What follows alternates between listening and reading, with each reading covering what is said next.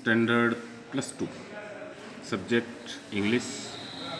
Poem name a thing of beauty.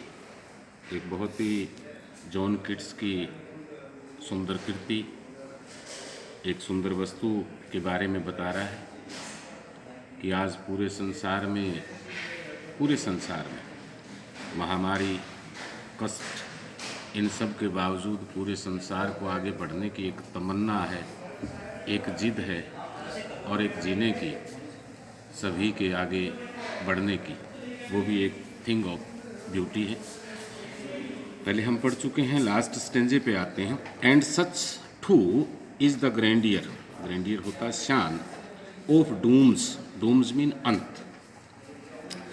सच जो हैं, we have imagined, वैसे कल्पना होती है, फॉर द माइटी डेड।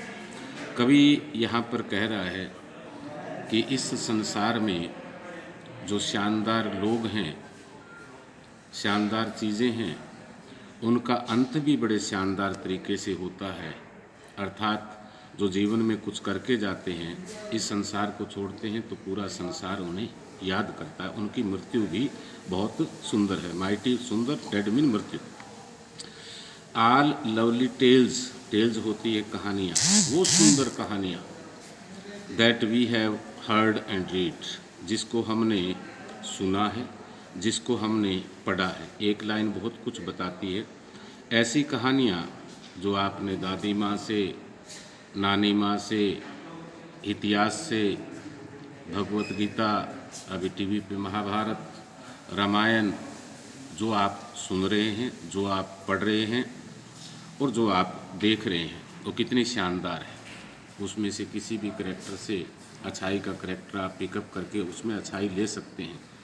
दूसरी तरफ हम यदि महात्मा गांधी के बारे में पढ़ना शुरू करें, लाला लाजपत राय के बारे में पढ़ना शुरू करें, स्वामी विवेकानंद के बारे में पढ़ना करें, कबीर दास के दोहे पढ़ना शुरू करें, सूरदास के दोहे पढ़ें, या किसी और खिलाड़ी की बात करें, उसके बारे में जानने की कोशिश करें, चाहे कोई कलाकार है, तो वो पुस्तक या उसके बारे में पढ़ेंगे तो वो आपको आनंद देगा, कभी भी निराशा नहीं होती। क्योंकि इस प्रकार की कहानियाँ उन्होंने जीवन में, सुभाष चंद्र बोस के जीवन की बात करें, भगत सिंह के जीवन की बात करें, तो मैं मान सकता हूँ कि संसार में ऐसा कोई नहीं होगा कि वो निराशा हो कि देखो मैंने क्या पढ़ लिया, टाइम वेस्ट कर दिया, ऐसा नहीं होगा।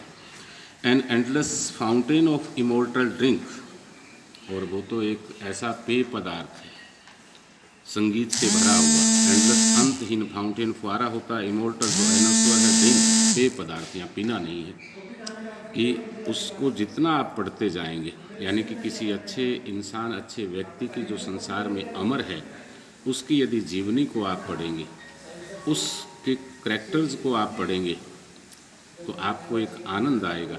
आप ज़्यादा से ज़्यादा उसमें खो जाने की कोशिश करेंगे। और इस कोरोना काल के अंदर आपके पास +2 विद्यार्थी हैं, ये नहीं कि घर में बैठे हैं, अनेकों पुस्तकें हैं कि जीवन में जो आगे आपके काम आने वाली है।